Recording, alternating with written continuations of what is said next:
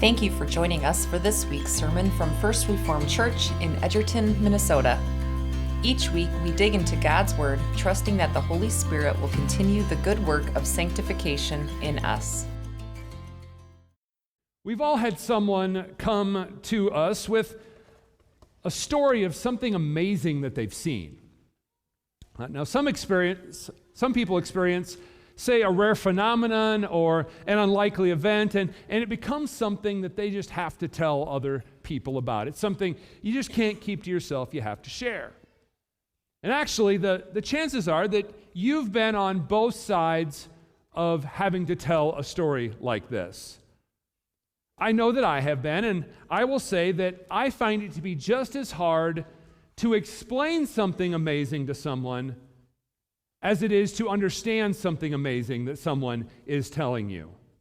I don't know about you, but when I'm telling people about something amazing, I find myself spitting out, well, it was like this, but it wasn't quite like this. It was that, but it wasn't that, right? I'm sure it doesn't make any sense to them, but I'm excited about it. It's something I need to share. And I'm sure if you have ever been on the other side of me describing something in this way, you're just trying to keep track of what I'm saying. You're trying to picture in your mind, but you know that unless you see what I'm talking about yourself, you'll never fully be able to understand what it is that I'm trying to describe. Regardless of how well somebody describes something to you, and regardless of how well you understand it, you can never really understand it unless you see it. But you do come away with something you do know, that what they saw was exceptional. Maybe it was even amazing. That is easy to convey. Now, as we finish up with the first chapter of Revelation this morning, we come to John's description of his vision of the Son of Man. Now, we have it written down for us in Holy Scripture, but imagine you were hearing somebody describing this to you face to face for the first time. You would probably follow along really well at first. Because what do we have? We have someone who's described as looking like a man among 7 lampstands. I can picture that pretty well. And you probably can keep up pretty well when he is described as having a long robe and a golden sash and white hair, like white wool and like snow. We might not understand what white wool looks like, but we understand what white snow looks like, right? We can picture this. But then all of a sudden, the description has this one who looks like a son of man, having eyes of fire, feet like burnished bronze. And I don't know about you, but my brain would struggle to keep up with this description. And then the description keeps going. You have to imagine 7 stars in his hand and then a 2-edged sword coming out of this person's mouth. And I think at that point, my mental picture would become pretty useless to me. It would probably look like something Picasso painted, okay? I would be lost. But regardless of my coherence of what was being described to me, I would know something. That what is being described is spectacular. It is amazing. The big point that John is making here is that Jesus is glorious. Jesus is powerful. That's the big image that John wants us to see. And this morning, I want us to see how this brought comfort not only to the people of God in the first century who received this letter,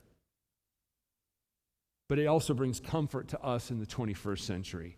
We should have confidence and comfort in the glorious nature and sovereign will of Jesus. So let's outline our 3 key themes for today, and then we will get into this passage. So the first thing that we see is that Jesus provides comfort and assurance in the midst of tribulation.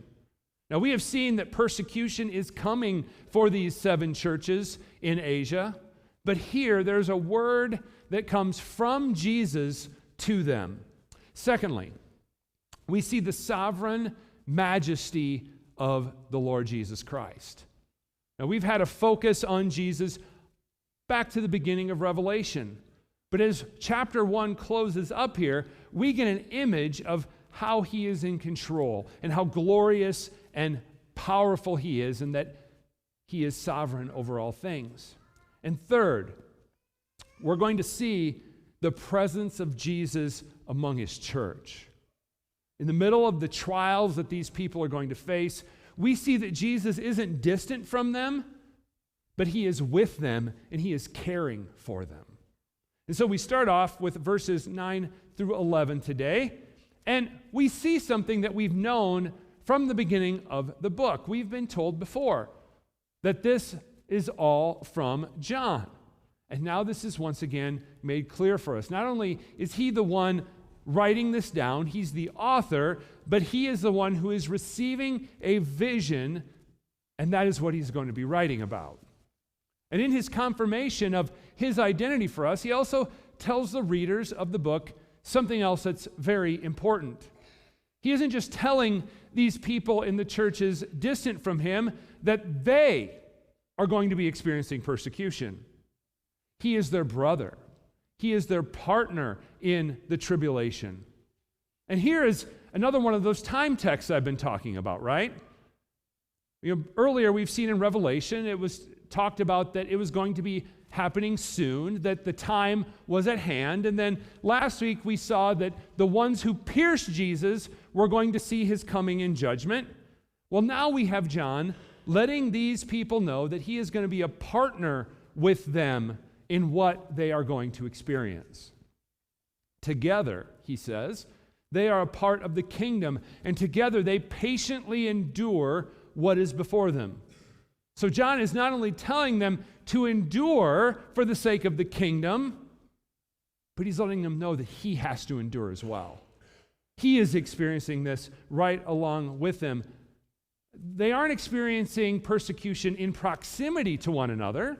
He's not there with them, but they are going through it together. And the call on the churches and the call on John is to endure and to trust that the kingdom of God prevails over the kingdom of man.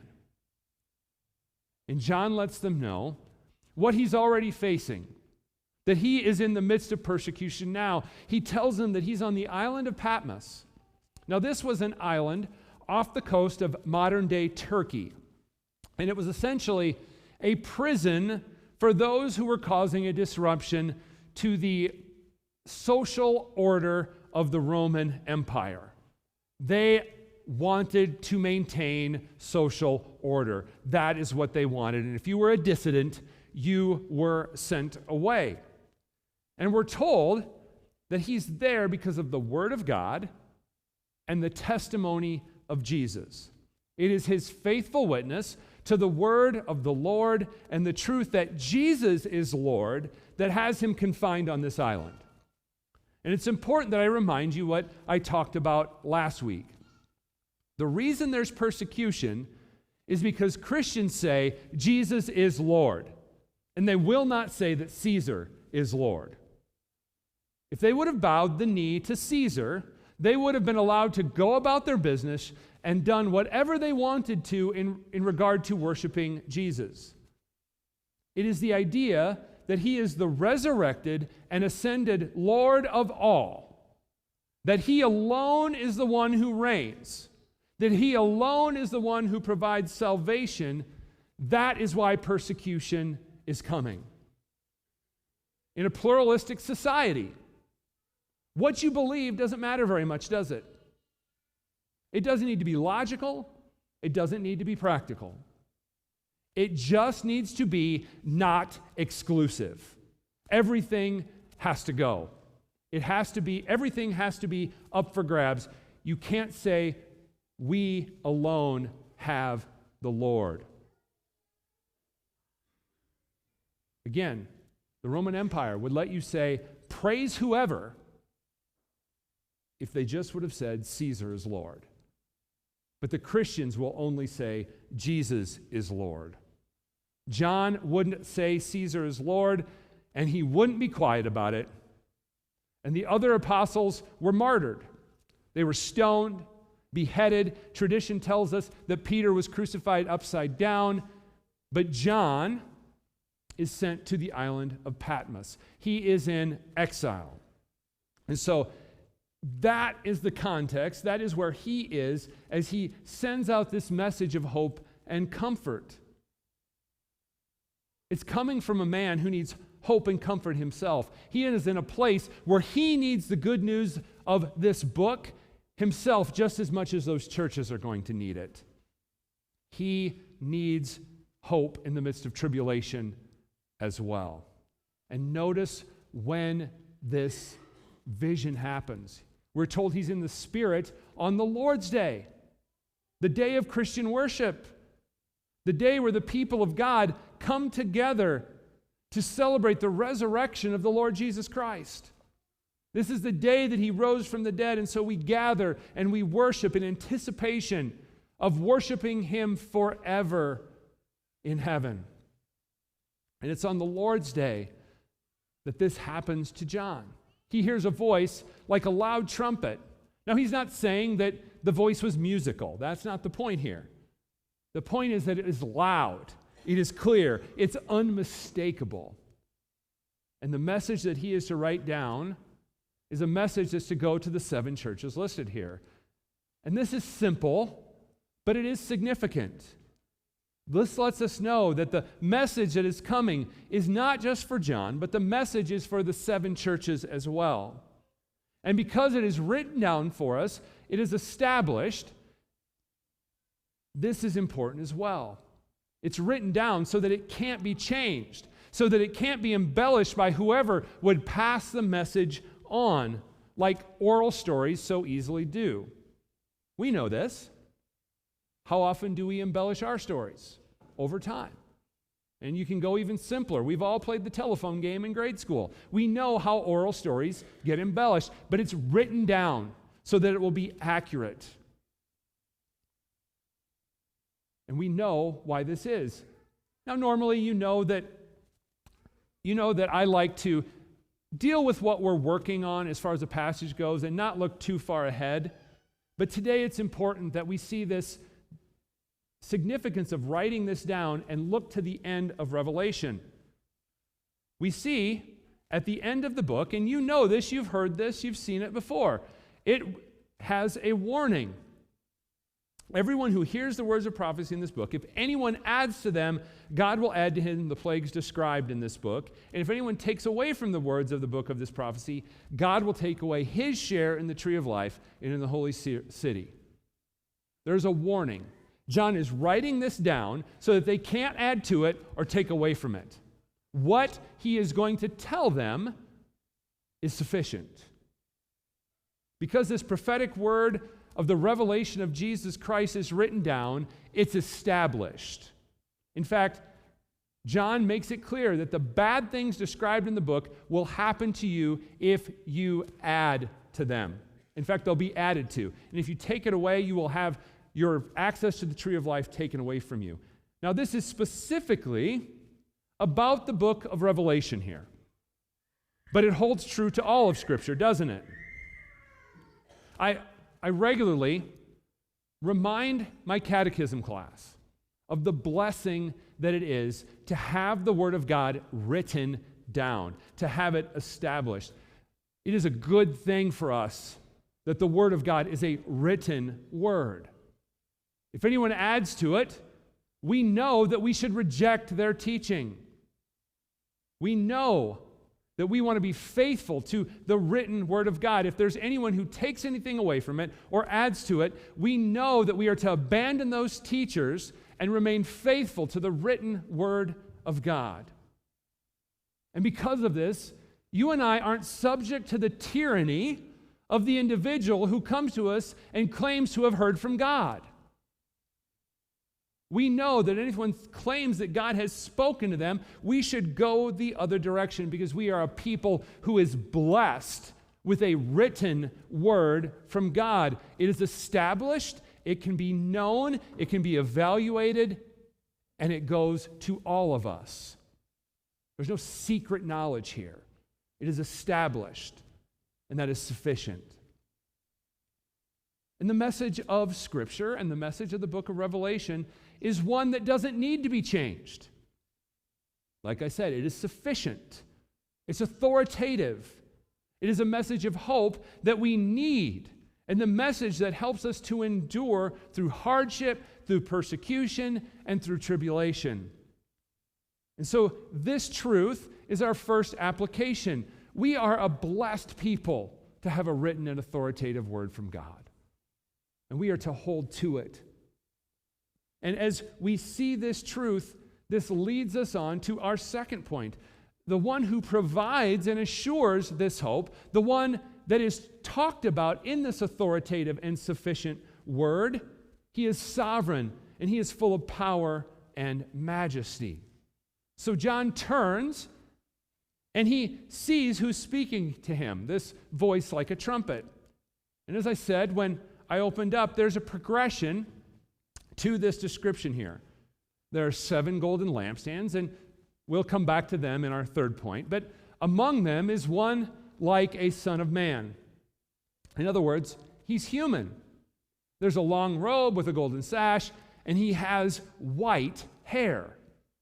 Now, this is where it's helpful for us to know our Old Testament.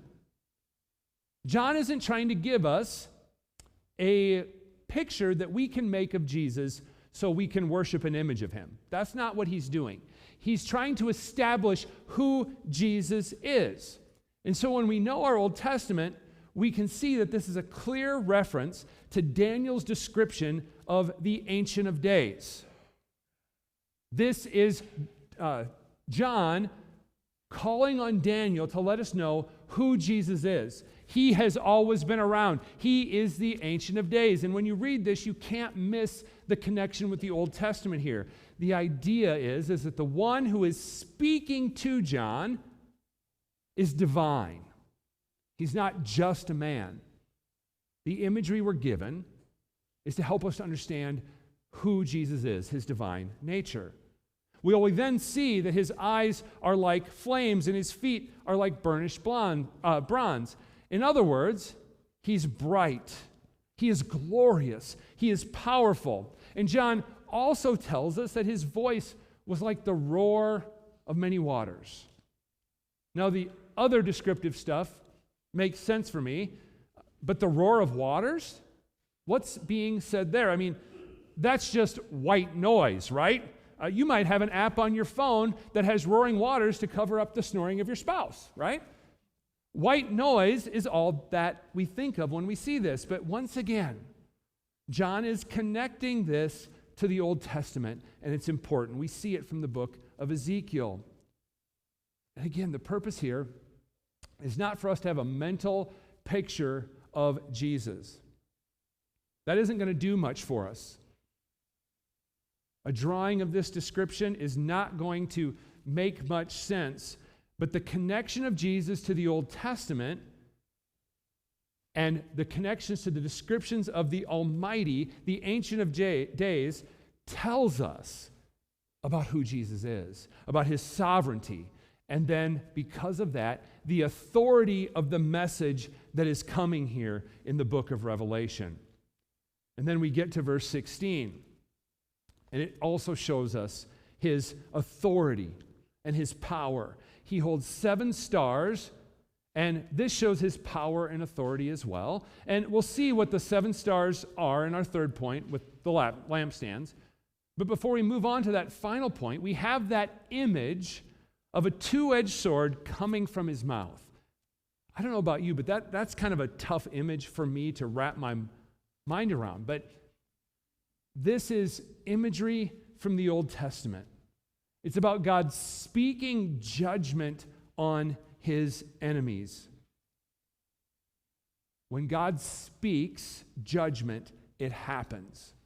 The idea is that God ordains it. And he is so powerful, and he merely speaks, and what comes out of his mouth is powerful, and it cuts. It judges. And it will be accomplished. That's the imagery that we're meant to have here, that what is going to be seen about Jesus will come to pass because he is mighty, he is great, he is connected to the Ancient of Days. And then the final image of God's sovereignty and majesty is that of the sun shining in full strength. If we don't get any of the other imagery, I think this one we get, especially for me, this time of year. The sun is coming back from where it was over there, and it's starting to get here. And when you drive down the east-west streets here early in the morning, about the time the kids are going to school, it's shining right in your face. And if you have your sunglasses on, you have the shade down, and you're shading it with your eyes, you still are only driving 5 miles an hour because you don't want to hit a kid, okay? It is so bright, there's nothing that we can do about it. We cannot look upon the sun. It's impossible for us. And that's the idea John wants to convey to us here. He is so powerful. He is so mighty that you can't even look upon him without needing to protect your eyes. And this is the one who is speaking to us in the book of Revelation. He's divine, he's powerful, he speaks judgment, and it comes to pass. These are not the words of a disgruntled Roman citizen who's been banished to the island of Patmos. This is the word of Jesus, the powerful one, the Almighty, the one who has always been.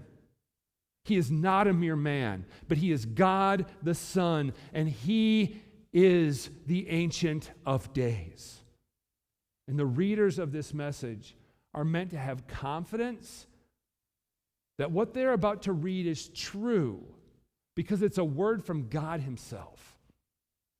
And to show us the power even fuller, we see John's reaction and then the reply of Jesus. But before we move on, I want to have another quick note of application from this image that we have of Jesus here. I want to ask a question. Do you have a confidence in God's word? Do you trust that it's true and that it's sufficient, that it is a word from the Almighty, from the Ancient of Days, the one whose glory is over all the earth? And just as the 7 churches are to understand the authority of the message that they are receiving, we're to have that same confidence in the message that we have received from God. His word and the message of the gospel is not some invention of human ideas to be placed among the philosophies of man, but it is a word from the one whose mouth is a sharp, two-edged sword and whose face is like the sun shining at full strength. As you think about this passage in the coming week, may this image of Jesus speaking to John build up in you a confidence in the power and sufficiency of God's word as you face the trials and circumstances of your life. And this is not only because of his power that we can do this and have this confidence.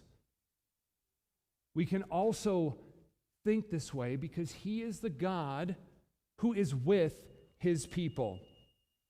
John falls down as though he's dead. And I think this is a reaction that we can understand. It's the reaction of those who are in the presence of God's power. If you're in the presence of a holy God, what else do you do? John is conveying us to here with his falling down that he is in the presence of God.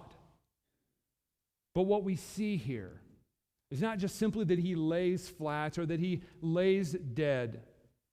We see Jesus laying his hand on John. How amazing is this? Like, seriously. He cares for and touches John. He is all-powerful. He's almighty. He's got a sword coming out of his mouth. He's as bright as the sun. He holds stars in his hands. But he cares for and touches John. He is near to the ones that he loves. He cares for his people. And the statement of Jesus here is one of great power for us. And remember, this is a word of comfort to John. and to the seven churches, and to all the people of God. He is the first and the last. And you probably know this better as I am the Alpha and the Omega, which are the first and last letters of the Greek alphabet. What Jesus here is saying is that there's nothing before him and nothing after. This is, once again, a clear claim of divinity from Jesus. In fact, it doesn't get any more straightforward than this, that Jesus is divine. And then he makes a statement of his power here, but it is a statement that is also of ultimate comfort for the people of God. He is the living one. He isn't an apparition. He isn't just a spirit. He is alive. Yes, he died, but now he is alive forevermore. In fact, he makes one of my absolute favorite statements in the book of Revelation. I have the keys of death and Hades. He isn't locked up. He is the one who is in control. The keys of death and hell in Christ's hands are held. The wickedness it opposed will forever fail. Any tribulation that's coming for these people, for these seven churches, is nothing compared to the power of Jesus. They can endure because he has the keys of hell and death in his hands. He is the victor. And the idea that we're meant to see here is that he holds this power. And he is the one who's going to be with them in the coming persecution. And John is told to write down what he's seen and what he will see. And then Jesus gives us insight into the mysteries that I said that we were going to come to, that we were going to address now. The seven stars and the seven lampstands are not just fancy ornaments to make the image of Jesus more elaborate. That's not what's happening here. They are telling the people of God in these churches something. The seven stars are the seven angels of the churches. He is the one who sends them out. And this should comfort the people of God, that God is sending them angels for comfort and protection. But the greatest comfort should come for these churches in how they're symbolized. You see, we see that those seven lampstands are the seven churches. They are a light that's going to shine out. And they can stand in the face of persecution. But that isn't the only comfort that they can have. In fact, that isn't really where their comfort should come from, that they can stand out in the midst of it. We need to go back to the start of this vision and to see Jesus and how where he is brings comfort in the midst of this symbol. Jesus is in the midst of the lampstands. He is not at a distance. The message that he brings is shouted not from afar, but where he is with the churches. It's spoken in the midst of them. Jesus is among his people. He is right there in the midst of persecution amongst the lampstands. And this should not surprise us at all. He is the one who said he would never leave us or forsake us. And this means that when trouble and tribulation comes, he is going to be with his people. John has delivered the message that oppression and persecution has already come for him, and it's coming even more for those seven churches. But they can know that they can endure because the one who holds the keys of hell and death in his hands is right there with them. Regardless of what they are called to endure, they have something greater than that tribulation. They have Christ, and he will be with his people, and he will deliver them. And as I've said, this is true of the seven churches of Revelation, but it's also true for the people of God now. Christ is with us. Whether the circumstances we face are individual or corporate, we can know that Jesus is with us because we're his people. In the face of all that we may be called to endure, we can know for sure that he has ultimate victory. Because we are in him, we have no fear of death and hell. And those are the worst two things that can happen to us. But we have been delivered from them. The one who is as bright as the sun, he was brought low. He endured the wrath of God for us at the cross, but he rose again, and he snatched the keys of death and hell, and they are forever in his hands. And now, as our ascended Lord and King, we know that no matter what we are called to endure, we are victorious because Christ is victorious. And may we daily be built up in this comfort and this peace and this hope through the Word and the Spirit at work in us, that we might boldly live for him, that he might receive all the glory for his great redeeming work and for the fact that he is always among his people. Amen. Let us pray.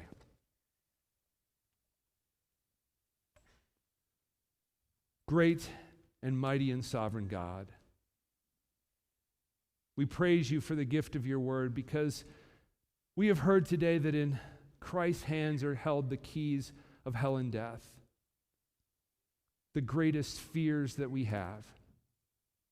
But he has laid hold of those, and he has set us free. We pray, O Lord, that you would call to mind this great and glorious image of Jesus to us, that we might remember that our Lord and King is the one who holds us. And it is a sure promise that we have salvation in him. Through your word and spirit, bless us with this comfort, with this hope, and this assurance, that we might leave from here and serve your great name to the glory of Christ alone. It's in his name that we pray. Amen. Thank you for joining us for this week's sermon. For more information about First Reformed Church, head to our Facebook page or website, edgertonfrc.org.